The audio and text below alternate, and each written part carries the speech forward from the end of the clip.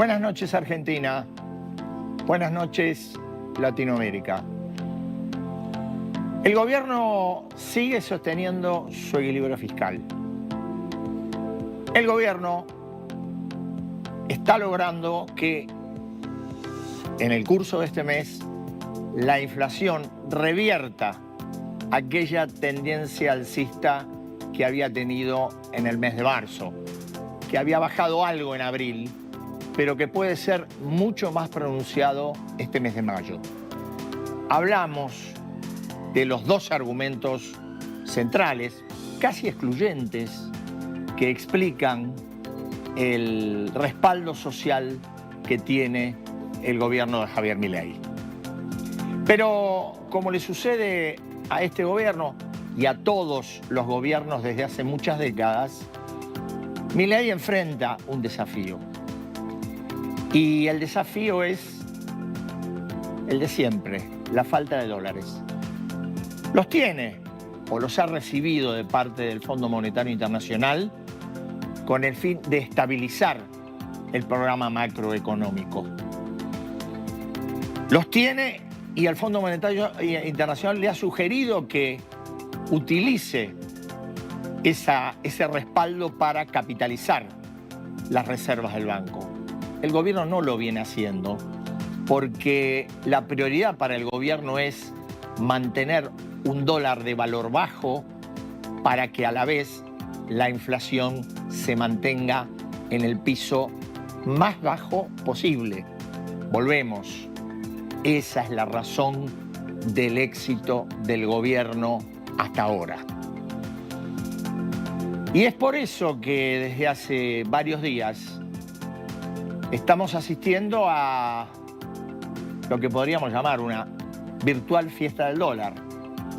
El ministro de Economía, Luis Caputo, convocando a que los argentinos que tienen dólares, supuestamente debajo del colchón, los vuelquen al sistema.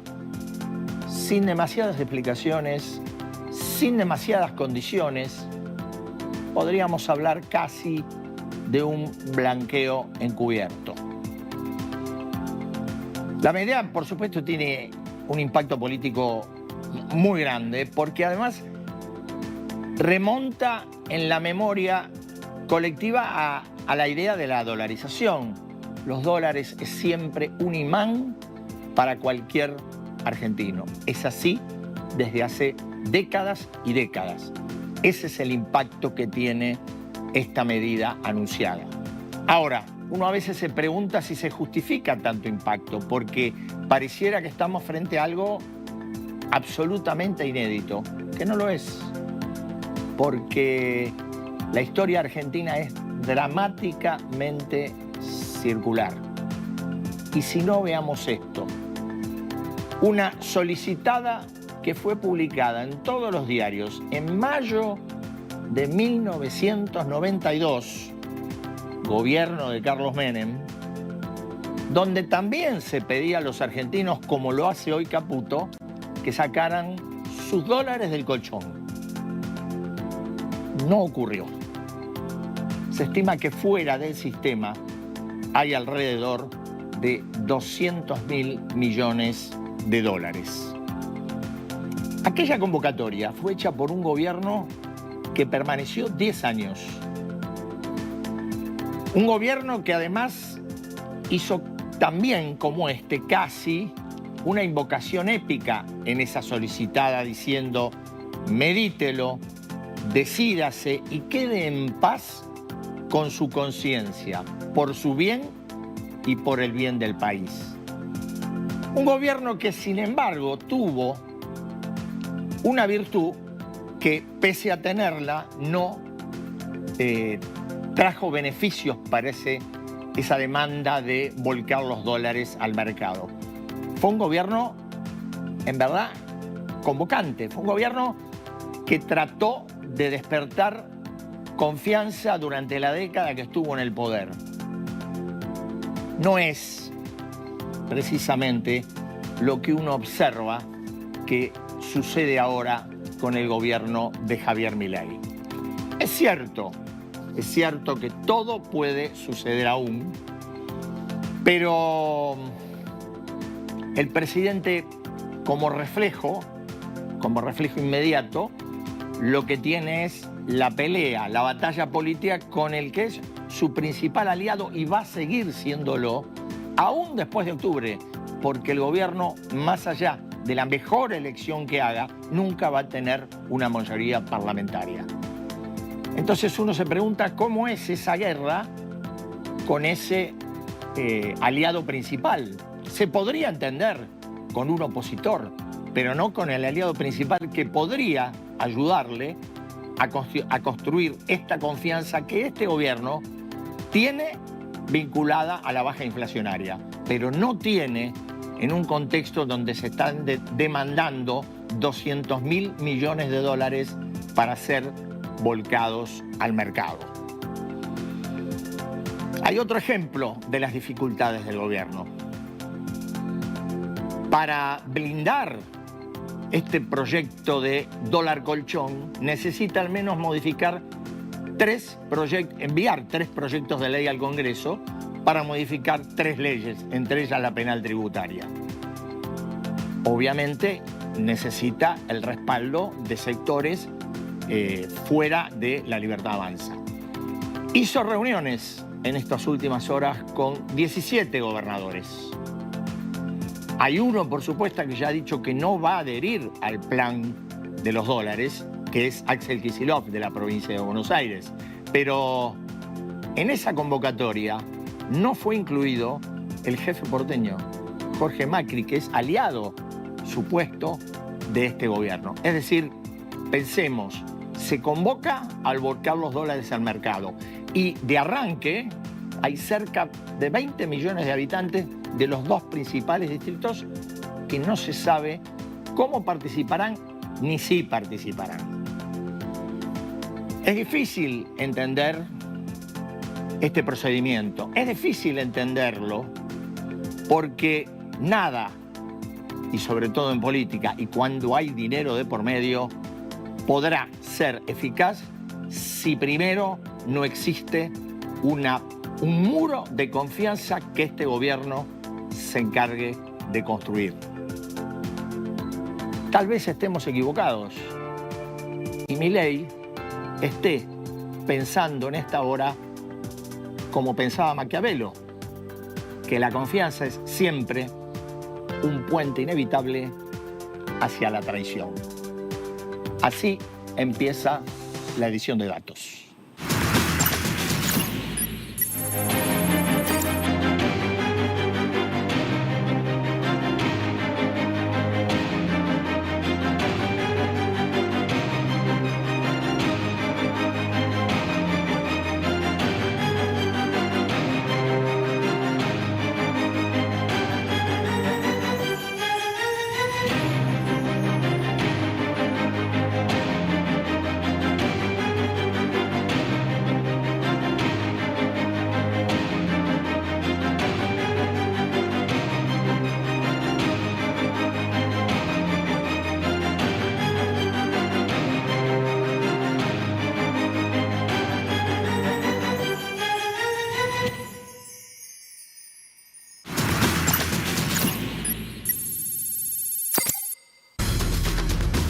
Y estamos acá con Eduardo Fidanza. Vamos a hacer un cambio de reglas de juego. No lo voy a presentar yo, se va a presentar él. Y va a decir todo lo que es y después empezamos la charla. Gracias, Eduardo. Gracias por invitarme, Eduardo. Presentación. Bueno, yo soy analista político. De profesión soy sociólogo. Soy socio y director de Poliarquía Consultores. Esta, además de mi profesión, es mi pasión. Y bueno, vos y yo y otros de nuestra generación hemos hecho un ciclo importante analizando la política argentina, actualizándonos y bueno, tratando de ver las luces y las sombras. Bueno, hablando de luces y sombras, arranco con algo que leí en los últimos días de alguien a quien yo por lo menos estimo mucho, respeto desde ya, que Natalio Botana dijo: estamos ante una tormenta reaccionaria, hablando del gobierno de Javier Milei, del tiempo de Javier Milei, que puede ser reformista o destructiva. Bueno, te escucho. Ahí creo que hay un debate, sobre todo un debate tal vez de la generación de lo que vivieron la recuperación de la democracia en el 83. El debate es sobre la naturaleza del sistema democrático. Es decir, ¿en qué momento podemos decir de un sistema político esto es una democracia y en qué momento podemos decir esto dejó de ser una democracia? Correcto. Con políticos como Donald Trump, como Javier Milei o como Bolsonaro, se plantea esa cuestión. Incluso más, se suele decir, o la gente que está en la oposición dice, esto es fascismo, ¿no es cierto? En Estados Unidos, siguiendo la prensa norteamericana, está esa discusión. Están los que dicen que por tal y tal actitud o política de Trump, esto ya no lo podemos considerar una democracia. Pero está abierta la polémica. Lo que dice Botana es que estamos en una fase, reaccionaria. El reaccionario es el que quiere volver a una etapa anterior de una sociedad. Entonces uno en Milei tiene elementos reaccionarios cuando Milei dice que la verdadera Argentina era la Argentina de 1890 o de 1910. Eso es ser reaccionario. Cuando uno ve las políticas que tienen que ver con género, por ejemplo, u otras políticas, con familia, etc., estamos ante una expresión conservadora. O sea que ahí hay elementos conservadores y hay elementos reaccionarios. Pero después está la cuestión de la valoración del sistema. Entonces, cuando Milei dice que él es el topo que va a destruir el Estado, o dice que el Estado es, digamos, una asociación ilícita de delincuentes, bueno, ahí ya creo que entramos en la polémica, porque el Estado y la nación y la democracia forman un conjunto, ¿no es cierto?, de conceptos que si empezamos, pues es distinto de decir tenemos que racionalizar el gasto público. Otra cosa es decir, ¿no es cierto?, el Estado es la sede de la delincuencia. Esta semana, después de mucho tiempo, Cristina cambió lo del Estado presente por el Estado eficiente. Bueno, era hora que eso ocurriera. Ahora, dicho esto, hay que entender también por qué llegan los Milei, ¿no es cierto? Y bueno, claramente. Llegan por la vacancia, por los errores, por la incapacidad de lo que fue la política convencional y que Milei llamó la casta, lo cual no es una denominación nueva porque uno cuando ve líderes políticos disruptivos que surgieron en el mundo, la palabra casta ya se usaba. Pero vuelvo, estamos en medio de esa discusión, pero de lo que somos miembros de una generación determinada. Porque si hoy va uno a los menores de 30 años, donde Milei ciertamente tiene mucho apoyo relativo, bueno, la concepción de la democracia es un poco distinta. ¿Cómo sería? Y bueno, porque hay que entender algo, y por eso surgen políticos como Milei. Lo que son las instituciones de la democracia y dejaron de tener aprecio popular porque la gente no encuentra el vínculo entre la función de esas instituciones y su bienestar. Más bien, no siente bienestar, sino malestar. Esas instituciones se convierten en formalidades, ¿no es cierto? Y cuando nosotros, en mi empresa, otros colegas, medimos el prestigio de las instituciones, es terriblemente deprimente y muy claro el resultado. Todo lo que es la justicia, los jueces, la Corte Suprema, la política, los sindicatos, el Congreso, los medios, la gente dice, o la mayoría dice, no confío. Entonces, ese segmento juvenil creo que está buscando en la democracia efectividades, pragmatismos, un vínculo, ¿no es cierto?, directo con sus destinos. Eso tiene sus problemas, no es que vamos a decir, porque hay algo de la democracia delivery, ¿no es cierto? Toca un botón y llega el producto, y la democracia no es eso. Bueno, a eso iba. me parece que lo que está en el imaginario de ese segmento o de esa gente es la reformulación del sistema que conocemos hoy. No sabemos por qué sistema, de hecho ha ocurrido en cantidad de situaciones en el mundo que se ha logrado destruir un sistema sin conocer qué sistema podían hacer. Bueno, ahora, vamos a decir en esta discusión, por lo menos la posición que yo tomo, es esto. Y ya pasó con el kirchnerismo. ¿Por qué? Porque cuando debatimos la democracia, entonces vienen lo que llamamos los populismos, los autoritarismos, los liderazgos decisionistas, los Milei, pero también lo Cristina Kirchner, los netos Kirchner. Bueno, ahí tenemos que pensar en una democracia de procedimientos donde se den algunos requisitos. Entonces, hemos tenido todos estos líderes, pero en la Argentina, felizmente, concurrimos a votar. Hasta ahora se cuentan los votos de una manera transparente, sí. Hay libertad de asociación, libertad de opinión, se ataca a los periodistas, pero no se encarcelan periodistas, ¿no es cierto? Entonces, está el Congreso abierto, existen los tres poderes. Bueno, eso nos da un piso, ¿no es cierto? Que si uno se pone a analizar el gobierno de Milei, uno no puede decir en ese sentido que no es democrático. Vos fíjate, el año 2024, el protagonismo del Congreso argentino en 2024 te hace pensar que más allá de los arrebatos autoritarios, las cosas soeces, los desprecios de Milei al sistema, sin embargo el sistema está funcionando. Y si hoy la Libertad Avanza está más fuerte que la oposición, la verdad es que la está ganando con las reglas del sistema, ¿no es cierto? Y acabamos de ver en la ciudad de Buenos Aires ese resultado, vamos a ver si ese resultado después se replica.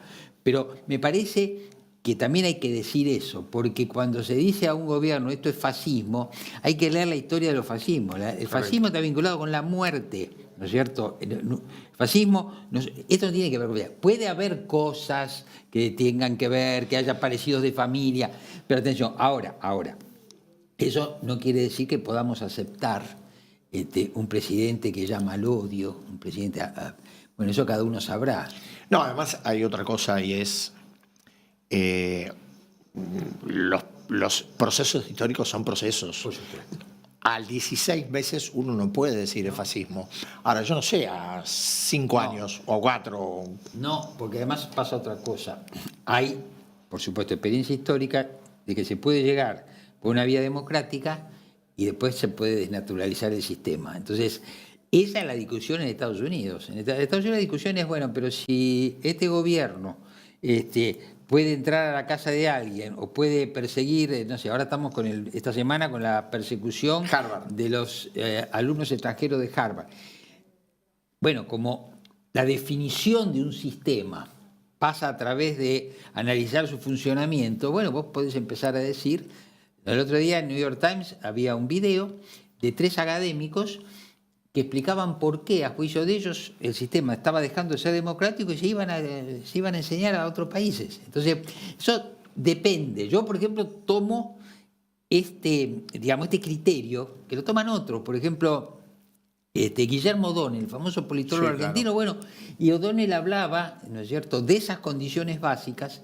Tal vez es importante porque en nuestra generación, que existan las reglas de democracia y se respeten, puede ser la diferencia entre la vida y la muerte, ¿entendés? Bueno, de ahí vinimos. Bueno, y cuando nosotros que practicamos el periodismo, yo cuando entrego una columna, digo, que en general son críticas, ¿no es cierto? Periodismo crítico. Yo digo, bueno, estoy en Argentina, porque si estuviera en Corea del Norte, estuviera en Rusia, estuviera en China, estuviera en Venezuela, la próxima no la escribo y hay que ver si salvo la vida, cierto, ¿entendés? Es cierto. Entonces, bueno, eso lo tenemos que tener en cuenta, porque si no vamos a caer en una especie de, ¿cómo te voy a decir? ¿No es cierto? De fatalismo. Ahora, lo decíamos antes en la Cámara, la pregunta es, ¿y dónde están los republicanos? ¿No es cierto? La pregunta es, ¿por qué no hay hoy una oposición firme? ¿Por qué el gobierno tiene tal capacidad para cooptar o capturar fuerzas en el sistema político, ¿no es cierto? Porque yo tengo la impresión, decime, que no digo que ya esté consumado, pero tengo la impresión que puede pasar en ese espectro amplio de lo que es la centroderecha, puede pasar lo contrario de España. Es decir, el PP neutraliza a Vox. Acá da la impresión que Vox se lo puede llevar al PPB, pensando que Vox es la Libertad Avanza y el PP el PRO. Es interesante. Lo que pasa, se puede hacer una comparación Estados Unidos, España, Argentina. El hecho de que el PP y Vox no hayan podido converger es un episodio que ocurre con los dos partidos en la oposición.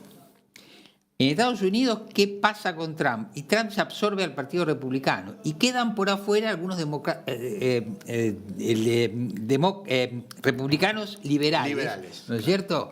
Como los Bush, por ejemplo, pero se absorbió a todo el partido. Y acá yo creo que lo estamos viendo lo mismo. Es decir, un gobierno con todos los recursos que un gobierno tiene, en un momento, digamos, de fuerte apoyo social y habiendo vencido en una elección importante a la derecha moderada, se la está absorbiendo. Y yo creo que este ciclo va camino a eso, ¿no es cierto? Va camino a absorber. Y ahí está la figura. A un cambio de liderazgo en ese segmento. Sí. Digo, Milei por Macri, por personalizar. Sí. Ahora, creo que hay que hacer una lectura también de la declinación, yo te diría natural, casi biológica, de los líderes que dominaron la escena política las últimas 2 décadas. O sea, si uno mira, analiza, Cristina Kirchner y Mauricio Macri están en una decadencia. Sí. Cristina, yo digo, todavía tiene algunas cartas en la mano porque el peronismo no se renueva, porque ella tiene habilidad, pero en rigor es la historia de la declinación de estos líderes para que ese liderazgo cambie de mano, que es lo que estamos viendo. Sí, y te añadiría, compartís o no, digo, aún siendo un liderazgo muy pequeño en esta etapa de la historia, también el radicalismo tiene, porque Martín Lustó en verdad da la sensación de que no conduce nada. No, el radicalismo está... digo, él va para un lado y lo que hay del partido va para otro. Yo te diría que sí, pero ahí también yo creo que se ve la diferencia. Los dos grandes partidos históricos, el radicalismo está en una fase que parece terminal, pero hace tiempo. El peronismo, sin embargo, cuando termine este proceso electoral, ¿qué va a pasar? Desde el punto de vista del recuento de votos va a ser la segunda fuerza. Y en el Congreso va a seguir siendo la primera minoría. Sí, claro. Quiere decir que el peronismo conserva una fortaleza aún en un momento de crisis, mientras que el radicalismo, sí, podrá decir, gobernamos provincias, sí, pero es una... Ahora, la crisis de los dos partidos, a esa crisis de los dos partidos históricos, tenemos que sumar la crisis del PRO. Pues fíjate que esta implosión del PRO es complicada, porque cuando los politólogos decían los partidos políticos están muertos, la verdad que el partido que fundó Macri en 20 años llegó al gobierno, un partido de profesionales, moderno, etcétera, pero ahora estamos en una triple caída, ¿no es cierto? El PRO, el radicalismo y el peronismo. La pregunta es si eso lleva a una especie de refundación del sistema de partidos. O de coaliciones. O de coaliciones, ¿no es cierto? Porque ahora, el bipartidismo fue coalicionismo, claro. Y ahora estamos repitiendo un poco lo que ocurrió en los 90. ¿Qué quiero decir? Según las encuestas nuestras, que le dan en aprobación 52% a Milei y 48% de desaprobación, si hubiera 2 coaliciones y si estuviéramos en la circunstancia de un balotaje, yo no sé si la Libertad Avanza lo ganaría, ¿entendés? ¿Qué vamos a ver o qué estamos viendo? Es un partido, que es el partido oficialista, que se consolida frente a una oposición fragmentada. ¿Con qué porcentaje ganó varias elecciones Menem en los 90? Con 40, 45% contra una oposición fragmentada. Ahora vamos a ver lo mismo. Así que eso es para abrir 2026 con una Libertad Avanza fortalecida, con un peronismo segunda fuerza y con interrogantes en el plano económico. Bueno, ahí vamos, porque, a ver, hasta ahora el anclaje que ha tenido este gobierno... Sí.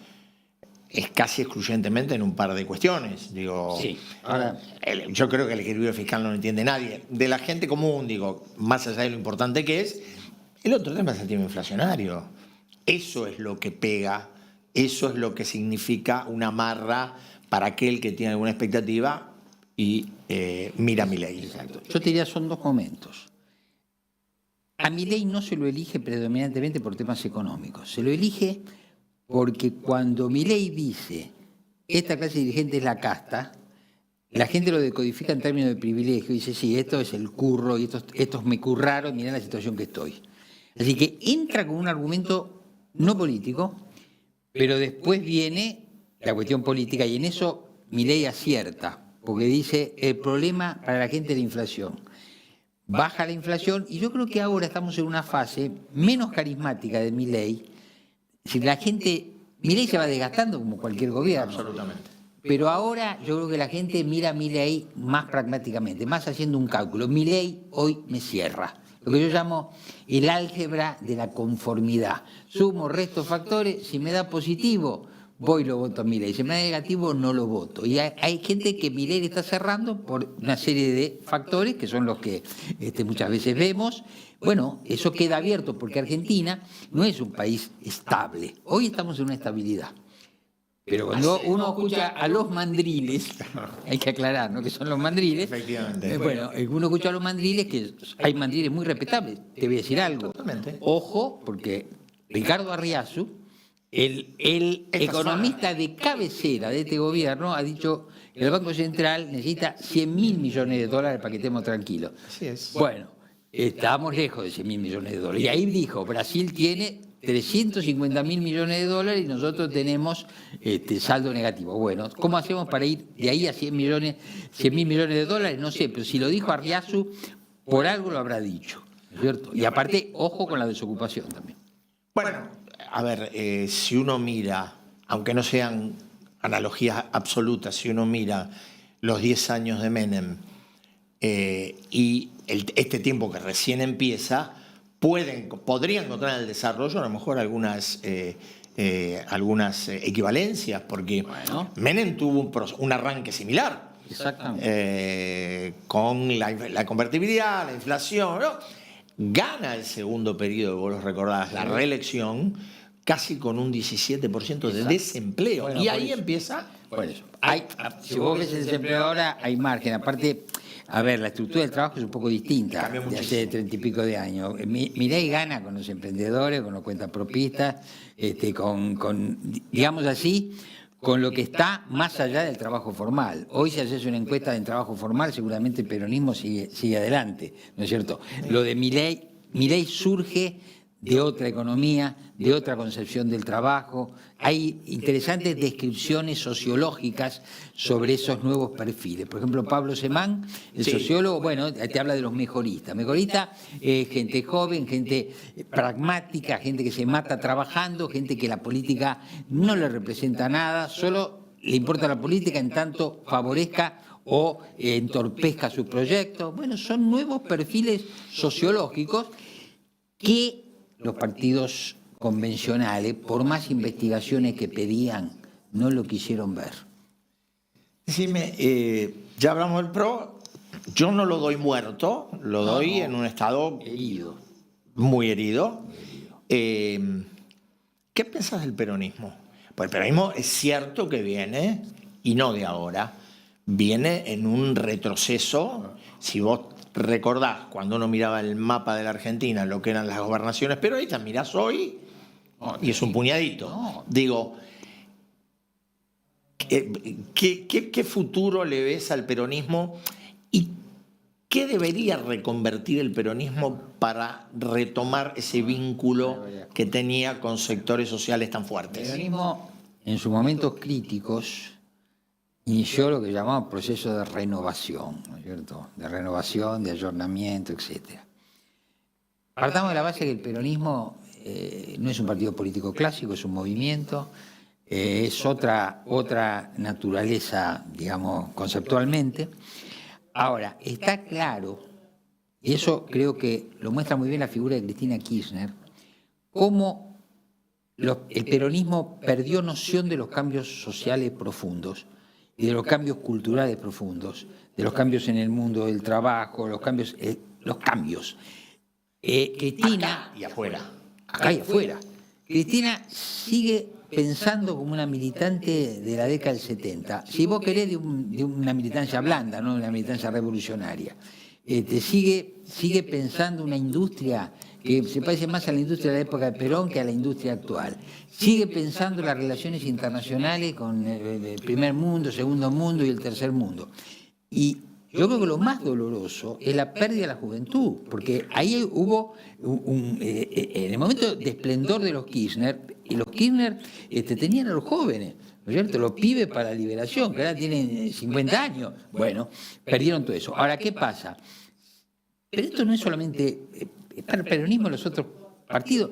Si no sintonizan, si no hacen sintonía fina con la sociedad, la cosa no va a avanzar. Y después hay que resolver, hay que volver a una discusión, que ahí Cristina se da cuenta que es Estado-mercado. Mirá, del decálogo de Mayo y todo esto, basta que lean mi columna para saber que yo no soy oficialista, sin embargo, hay un punto que dice, Argentina tenía un promedio de peso del gasto público en el PBI del orden del 25%. Oye, pasamos de 40, no puede ser. ¿Entendés? Como si alguien hace una consulta a mí que dice, no, mire, usted con este nivel de presión no puede vivir. Bueno, entonces, tiene que haber una enseñanza. Y creo que esa enseñanza va a ocurrir de que hay excesos insostenibles. Y te agrego algo más. La gente empieza a apreciar en cierta manera la salud macroeconómica. Yo, viendo focus groups, investigaciones, empecé a escuchar estos argumentos, antes de mi ley. Un empleado público en una provincia, en el interior, en el Chaco, que dice, yo gano tanto, gano poco, dice. Bueno, ahora me van a aumentar, porque vienen las elecciones, dice. Para aumentarme, van a emitir. Y cuando emitan, va a haber más inflación y me va a licuar lo que me aumentaron. Bueno, yo lo llamé a mi amigo Roberto Kachanowski, que yo digo, tenemos amistad, yo socialdemócrata, él liberal, dije, te felicito, te pasaste 20 años clamando en el desierto, en los programas de televisión, y la gente no lo cazaba esto, y ahora mucha gente está razonando así, y está bien que sea así. En Alemania, si la inflación se va de 2 a 2.5, la gente dice, esto no puede ser. Entonces, creo que es importante porque la inflación es el camino directo a la anomia, o sea, el marco no regulatorio, sino el marco sí, que te protege, tiene que ser una cierta estabilidad. Y eso Argentina lo tiene que alcanzar, porque eso lo alcanzaron los países de la región, no estamos hablando, ¿cierto? Tenemos que ver la inflación en Chile, en Brasil, y tenemos que dejar de pensar solo en términos de dólares. Bueno, pero vamos a ver, porque para eso la pregunta es si vos tenés que seguir profundizando la división o tenés que lograr un consenso. Yo soy de los que sostienen que sin consenso, con una Argentina de un lado y una Argentina de otro, no lo vamos a lograr. Y te hago nada más una cosa que recordé. En el año 1910, cuando fue el centenario, el Diario de la Nación le encargó a Joaquín B. González, que era miembro de la élite política, un balance del siglo XIX. Y ese balance dice, el problema de Argentina es la ley de la discordia. Describió el siglo XIX en términos de la ley de la discordia. Siguió todo el siglo XX, discordia. Llevamos 25 años del siglo XXI, tenemos este nuevo liderazgo, lo mismo, ¿no es cierto? Estamos los buenos que somos nosotros y tenemos razón, y están ustedes que son los malos. Así no van los argentinos a solucionar sus problemas de fondo. Eduardo, mil gracias por estar, muy amable. No, por favor. Nosotros ahora vamos a ir a un corte. A la vuelta vamos a poner el ojo y la atención en un país que está siendo mirado por la región desde ya y por el mundo. Venezuela. Ya volvemos.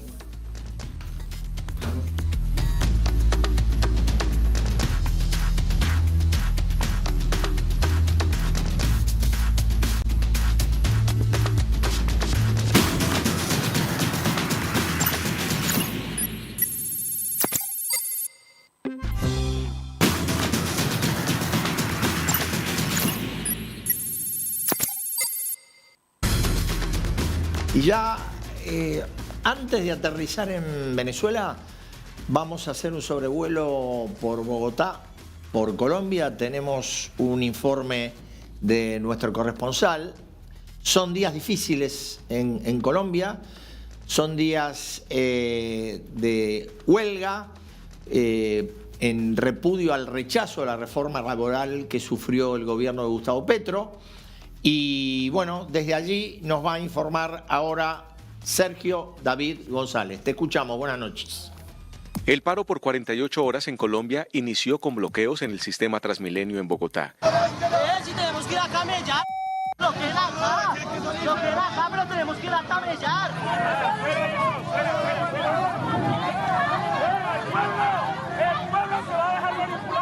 Manifestantes impidieron el avance de los articulados, lo que llevó al cierre de 17 estaciones y troncales, afectando la movilidad de los bogotanos. La jornada transcurrió con poca afluencia de personas ante la convocatoria realizada por el presidente Gustavo Petro y las centrales obreras para respaldar la consulta popular. El ministro de Trabajo, Antonio Sanguino, confirmó en DNews que el gobierno seguirá presionando para que el Senado apruebe este mecanismo participativo. Sí, no, a los senadores que se opusieron a la consulta hay que decirles que no les vamos a permitir que le impongan mordaza a la gente. Que una democracia de verdad, como lo dice nuestra Constitución, es aquella en donde se expresa la soberanía popular. Y vamos a seguir insistiendo en la consulta. Si nos las niegan 1, 2 veces, 3 veces, la volvemos a presentar. Cuando la gente toma la decisión de asumir el poder en sus manos, nadie, ningún poder establecido, ni ninguna corporación pública puede ni debe evitarlo e impedirlo. Mañana habrá aquí en la Plaza de Bolívar, muy cerca donde ocurrió el primer cabildo de nuestra vida republicana, el 20 de julio de 1810, se acuerda que el grito de independencia fue aquí, en esta plaza. Aquí haremos un cabildo popular por las reformas sociales y por la consulta popular.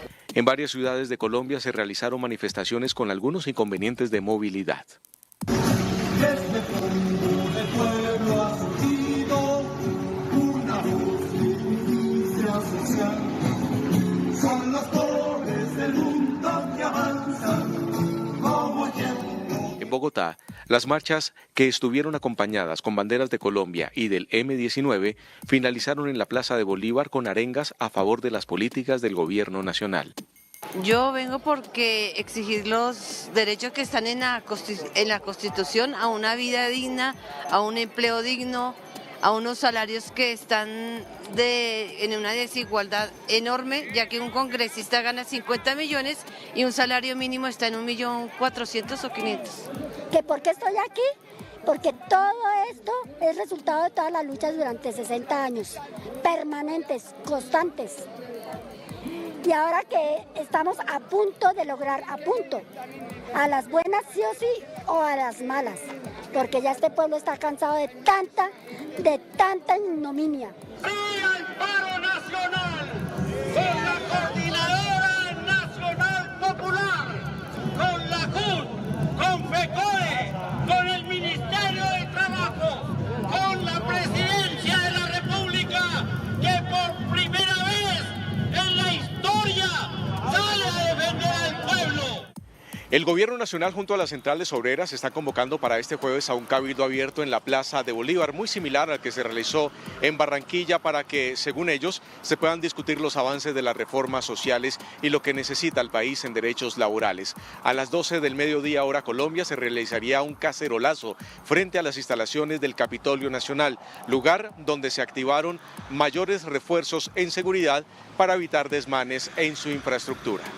Mientras el Senado estudia si da el aval a la consulta popular, el gobierno nacional busca todas las alternativas políticas para convocar a los colombianos a las urnas.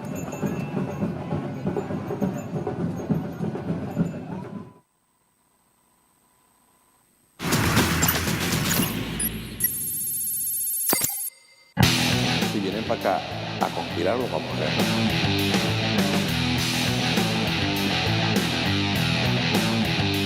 Hoy Venezuela venció el miedo. Hoy tú demostraste quién tiene el poder. Se robaron todo para someter a nuestro pueblo al hambre y separar a nuestras familias. Pero la verdad los ha desnudado y solo le queda la violencia. Hoy ha demostrado la revolución bolivariana que está más vigente y más fuerte que nunca.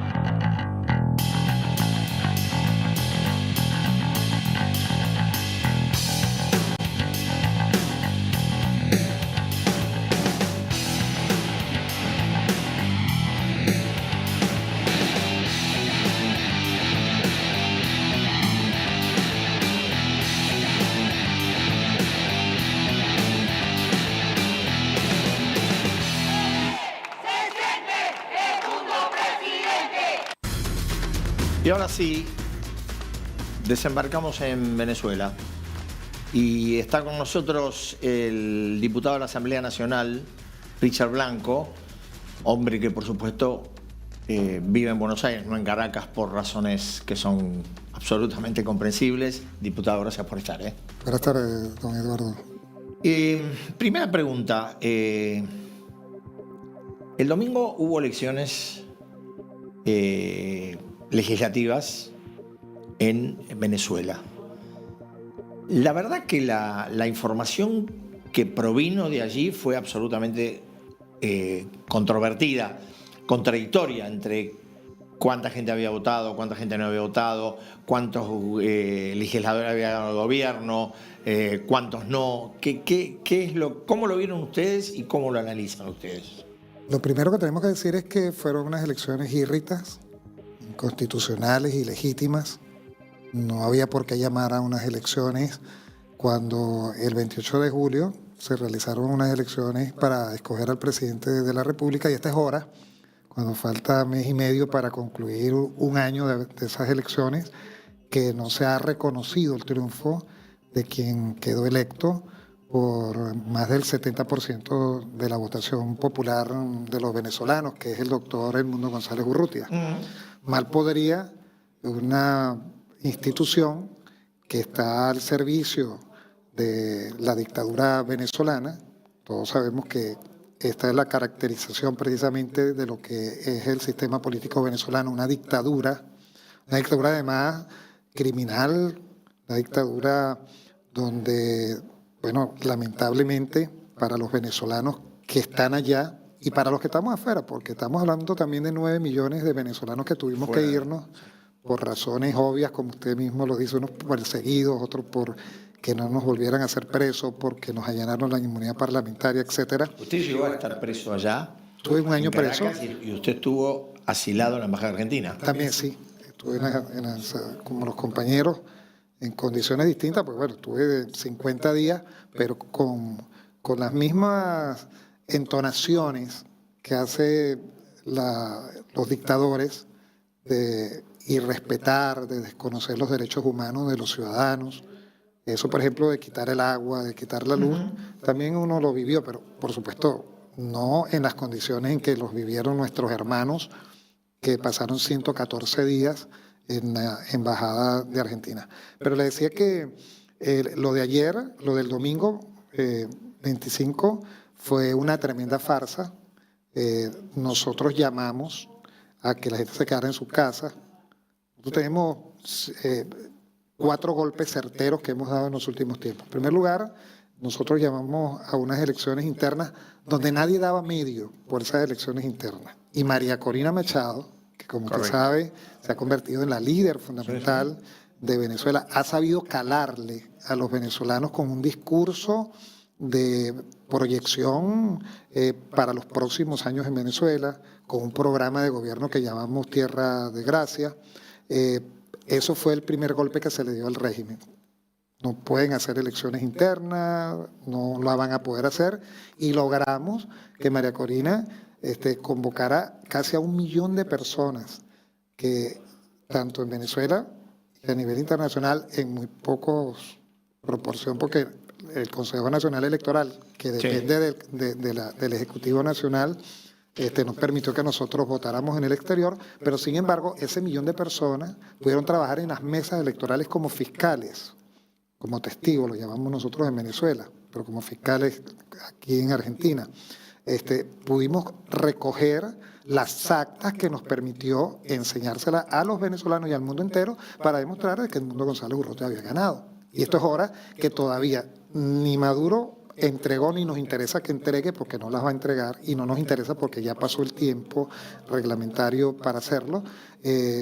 No permite ni quiere salirse por las buenas del cargo que está en este momento usurpando. Posteriormente fuimos a un proceso donde, bueno, llamamos a la gente a que defendiera esa elección que nosotros obtuvimos.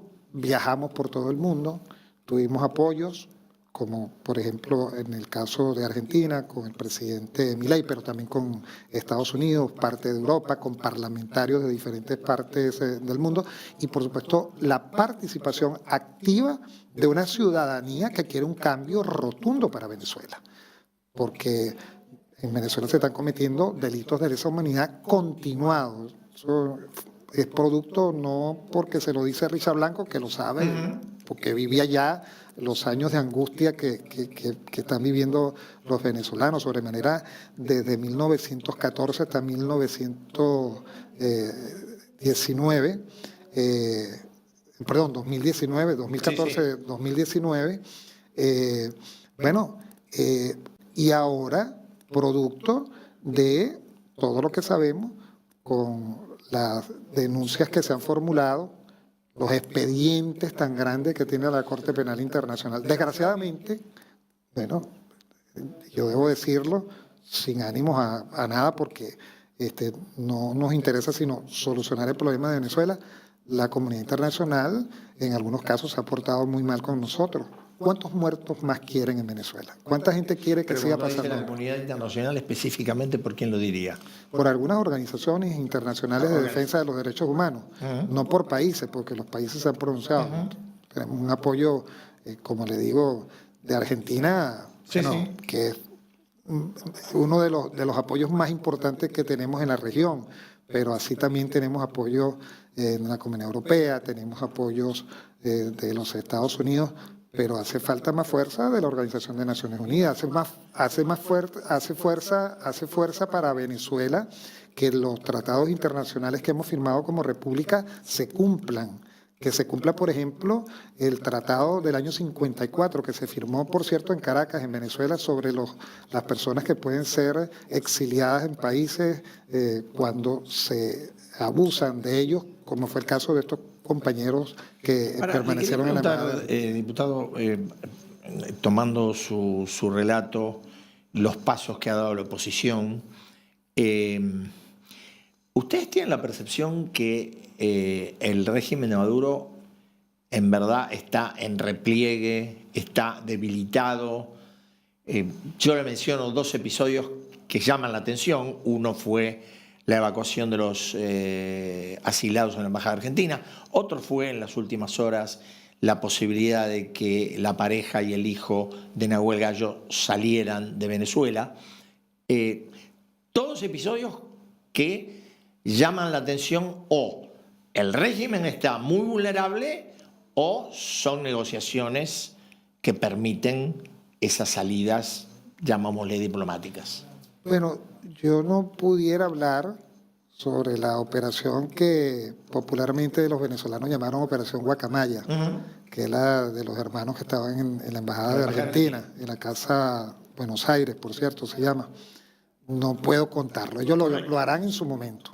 Yo espero incluso que vengan, deben venir en cualquier momento a Argentina, a agradecerle a los argentinos y al gobierno argentino por todo el apoyo dado.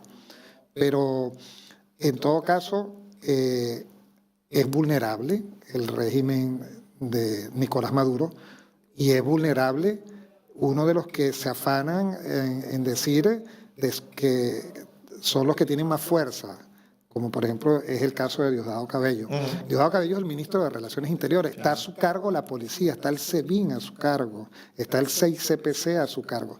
¿Cómo se salieron 5 seres humanos de un sitio donde, por cierto, las embajadas que están alrededor de la embajada de Argentina en Venezuela son embajadas adeptas al régimen de Nicolás Maduro? ¿Cómo es posible que en una operación quirúrgica pudieron salir esos compañeros que estaban en la embajada y el régimen no se dio cuenta, cuando tienen alcabalas en todos lados, en todos los alrededores, por lo menos en el perímetro donde se encuentra la Embajada de Argentina y otras embajadas, porque por lo general ahí viven los embajadores? Entonces, por supuesto, esto es un golpe tremendo, que ese era el cuarto golpe que yo le quería manifestar. Y otro más, el del día domingo. Nosotros tuvimos una reunión, esta es una coincidencia que quiero hacer, porque nos preocupaba el hecho de que los mismos venezolanos no pudieran tomar fotos, no pudieran tomar videos, porque cada vez que usted hace eso, inmediatamente va preso. Y hasta hoy, decía María Corina Machado, que casi se han contabilizado unas 10.000 fotografías de los centros de votación en todo el país, donde estaban completamente vacíos. Eso fue otro golpe que se le dio a estos señores. En Venezuela no hubo elecciones, primero porque eran ilegales, sino una gran adjudicación para los que quisieron lavarle la cara a un régimen oprobioso como es el régimen de Nicolás Maduro. ¿Ustedes tienen la impresión, en el contexto internacional, sobre todo con el cambio de gobierno en Estados Unidos, que algo ha cambiado, que se puede acelerar ese cambio o por ahora es una expectativa? Bueno, sin duda alguna ha cambiado para bien. Yo creo que la misma forma de expresarse el secretario de Estado norteamericano, Marcos Rubio, las autoridades en materia de seguridad de los Estados Unidos hacia Venezuela han sido importantes.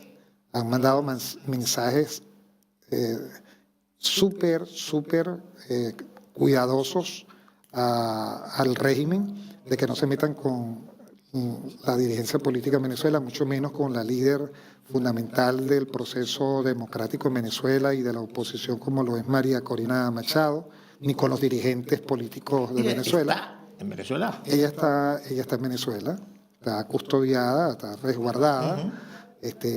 Por supuesto. ¿Pero tiene vida pública o está muy...? No, está resguardada, pero no descansa, porque el problema de ella es que, bueno, el cambio de uso horario entre los países, tiene comunicación permanente con expresidentes, con presidentes, con parlamentarios, con organizaciones no gubernamentales que se relacionan con la defensa al irrespeto de los derechos humanos, con todo lo que tiene que ver con la organización, una macroorganización que estamos haciendo, que se ha denominado BEN, un grupo de venezolanos que estamos trabajando para algunas estrategias que no podemos divulgar. Hemos llegado a la conclusión que los errores que cometimos en el pasado no los vamos a volver a cometer, que era que todo lo que íbamos a hacer lo comentábamos. Ahora las estrategias no las vamos a divulgar, sino más bien nos las vamos a resguardar, porque lo que queremos es precisamente tener una Venezuela distinta, esa Venezuela de nuestros amores que tanto anhelamos retornar, no porque nos hayan tratado mal en otros países. Aquí en Argentina, por ejemplo, qué bien nos tratan, nos sentimos unos argentinos más, sino que tenemos que llegar a Venezuela, a una Venezuela donde han ingresado más de $1.500.000.000.000 por concepto de la renta petrolera y, como decimos en criollo, no tenemos absolutamente nada. Diputado, muy amable por estar esta noche con nosotros. Ya volveremos a encontrarnos en otras circunstancias. Nosotros vamos a un corte, a la vuelta seguimos con datos.